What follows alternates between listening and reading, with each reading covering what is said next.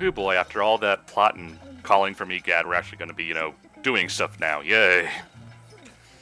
Well, we had a nice hearty tutorial mission last time, didn't we? I mean, it was a lot of calls from EGAD, so finally he'll shut up for a bit. That's why you block and mute him on your phone. Basically, that's the beginning of every game these days. If you're lucky, they'll give you an option to skip it if you want to, but there's always going to be that tutorial section. Because now, we don't even have the option of reading the manual on the toilet. Everything's got to be in the game. It's a little bit annoying. Your top screen's bleeding a little bit into your bottom screen there, Ryan. Sloppy. It's a little bit annoying in this game's case because for like the first 3 missions, it feels like every 5 seconds EGAD's calling about something. And granted, the ringtone's very catchy, but it's a little bit irritating. But is it on the codex level? For Metal Gear Solid, I don't know. I haven't played that.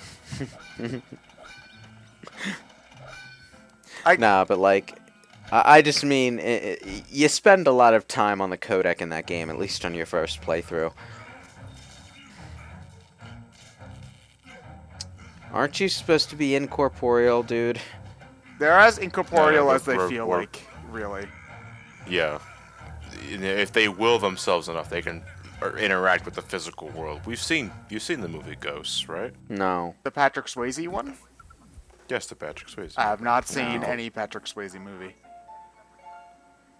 Not even Dirty Dancing? Nope. I've seen a cassette tape of Dirty Dancing on the shelf downstairs, but I have not seen the movie, no.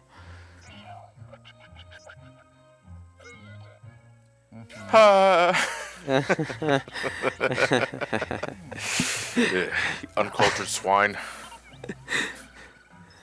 EGAD is a jerk in this game. Yeah, in the original game he was just kind of kooky. In this one he's just a straight up asshole. He's had over a decade to think things over and realizes, fuck it, I'm old. He's old and he's bored. Do whatever I fucking want. It just so happens that Luigi is great value in this kind of situation. Or maybe he's like feeling a little, I don't know, on the edge ever since it was Partners in Time, I think, where he shrinks Mario and Luigi to travel into the center of his mind. I don't remember if that was the old EGAD or if they time traveled to meet the young EGAD to do that. Mario's Magic School Bus. We never used to hunt ghosts on our old school. Shut up.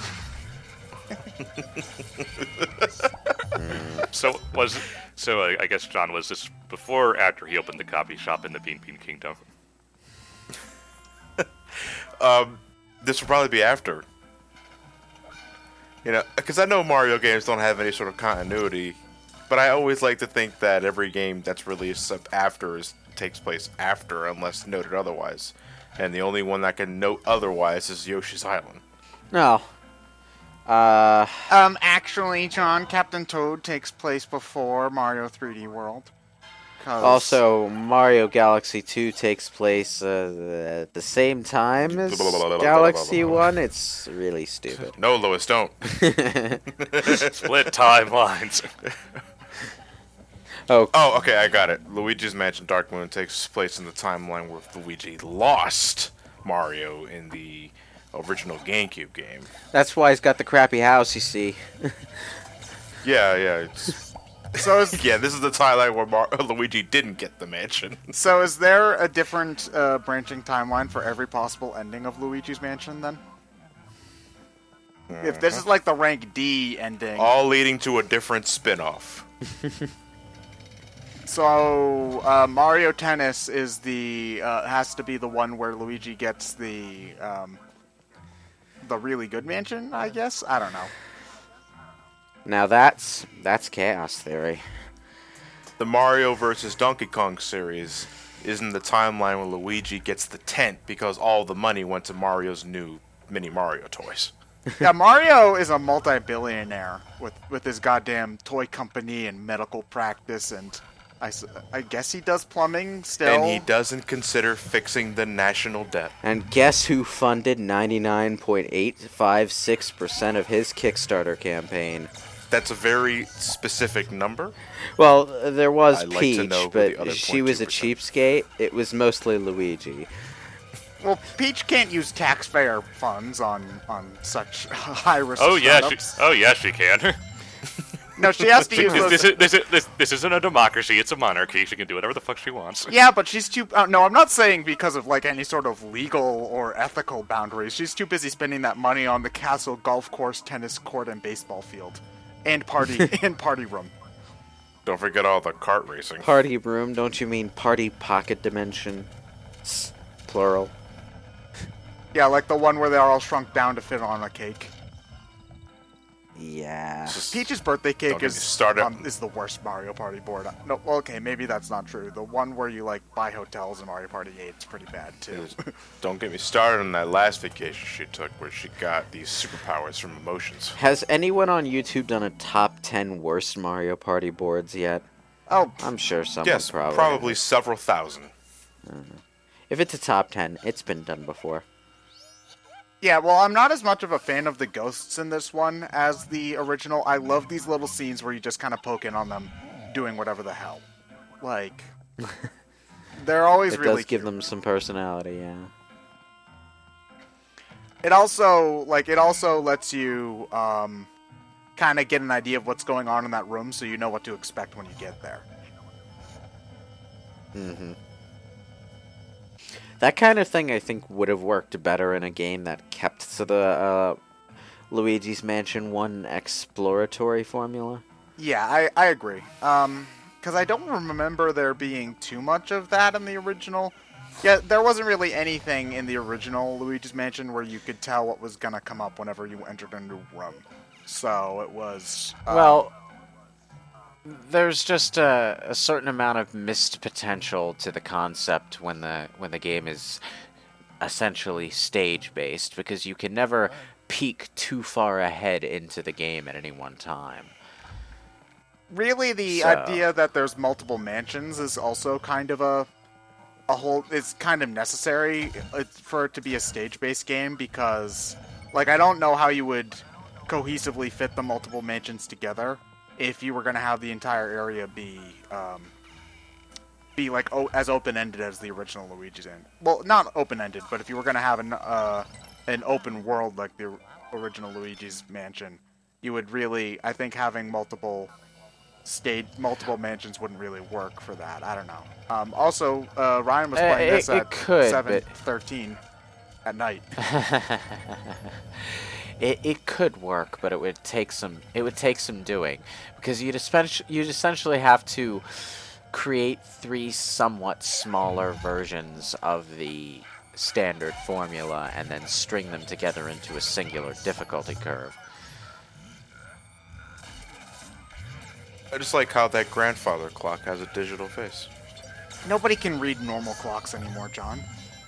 Do you know what year this is? I can. You know, the thing that never made any kind of physical sense to me, but always made me laugh about Luigi with his vacuum, is that he gets dragged along when the ghost runs away, even though there's nothing physically tethering him to the ghost. Have you ever physically interacted with the ethereal plane? I physically interacted with air, and I'm pretty sure air can't pull me along. Ghosts are not made of air. When you point a vacuum cleaner at something, and that vacuum cleaner gets sucked toward a thing because that thing won't move, that thing is usually a wall. In the center of every ghost is their own vacuum. The thing about walls is they don't move. That is your vacuum pulling you forward. Walls are physical objects. Ghosts are not. Again, center of every ghost is a vacuum. A black hole. That's what you're pulling against. The point is, if something is able to move away from No, I don't your wanna hear it, vacuum, Lewis. if something I had enough of this logic. if something is able to move away from your vacuum, it's moving away from the air, and it is not pulling you along with it. I won't hear it. That was funny. That was good. The slapstick the in this direction, game yes, is pretty solid overall. Slapstick is a damn near lost art of comedy these days. Yeah, you don't really see all that much of it in like cartoons anymore. I would say because I don't think you'd ever really see very much slapstick humor in a lot of modern comic. Like, Well, I wouldn't say that for sure, because I'm pretty sure cartoons nowadays, especially in like Cartoon Network or Nickelodeon, still have abundance of it. Which is that I just don't watch those anymore. Here's the thing: the really good slapstick has a certain edge to it that makes it not necessarily realistic or anything, but a little more mature than standard kiddie fare, and that tends to set off alarm bells with parents, which is why it was such a controversial topic back in its heyday. But because the market for that tends to kids have lower standards when it comes to slapstick. Good slapstick appeals more to teenagers and adults. So the slapstick has to actually hurt, I think, is part of it. Like, you have to be laughing at their pain to some extent. Like, earlier when Luigi was being smacked by the door, you actually lost health, as opposed to just it being kind of oh, he got hit, but nothing bad happened kind of thing. Yeah. We could talk at length about that, or I could just direct all our viewers to watch the Nostalgia Critics video on Tom and Jerry, because he says it better than I could. But it's just that good slapstick has kind of an awkward audience to the point where it's almost sort of niche right now. It's writing, I think, writing is more, well, not writing, but verbal humor is, I think, more popular right now, because especially, like, considering the cartoons that are most popular that I can think of at the moment are stuff like Steven Universe, which doesn't have an awful lot of slapstick from what I've watched. I mean, granted, I've only watched, like, the first 30 episodes, which supposedly isn't enough to get to the good part, so, okay, whatever. But from what Final Fantasy 13. Okay. I'll say this for basically anything, including Attack on Titan. If it takes that many episodes for things to get good, it's probably not worth saying that as if it's a good thing. Pacing is something that's worth criticizing. Just gonna say. but No, you're not allowed to say that. yeah, you're allowed to talk about which gem you like best and what fusion. If you're talking about Steven Universe, it better be because you love it. Luigi, you dumbass. I'm not saying like don't ever say it's worth waiting. Just don't knock the people who decide no, I'm not gonna have that much patience. And I've watched a couple of episodes myself, and I think it's okay. But the fact that if people were saying that you need to get past the first season for it to get better, then yeah, that season has problems. And like it or not, it's part of the whole show. TV that really kind of has that issue for me the most. Like, for a video game, if you're gonna say, oh, like the first hour, like the first 2 hours aren't great, but after that it's fantastic, it's a little bit better for me because it's less time. But if it's like the TV show, like, okay, episodes 1 through 3 aren't great, but after that it's fantastic, that I have a little bit more leeway with that. But with some shows, it's like, once you get to season 3, it's fantastic, and I'm like, I don't want to watch 2 seasons. But that's like 40 hours of television you're asking me to watch there. Oh man. So well, even video games stretch it too far sometimes. Like Final Fantasy 13, dear God, it takes like half the game for it to build any momentum at all, gameplay wise.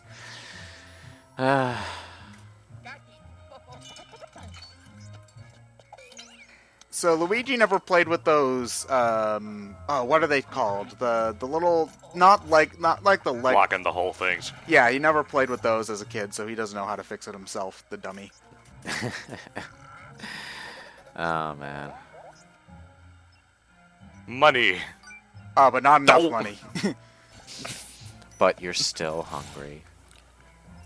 Mission time was 14 minutes. Clear time 14:01. Go do it again, Luigi. When do you get the dark light again?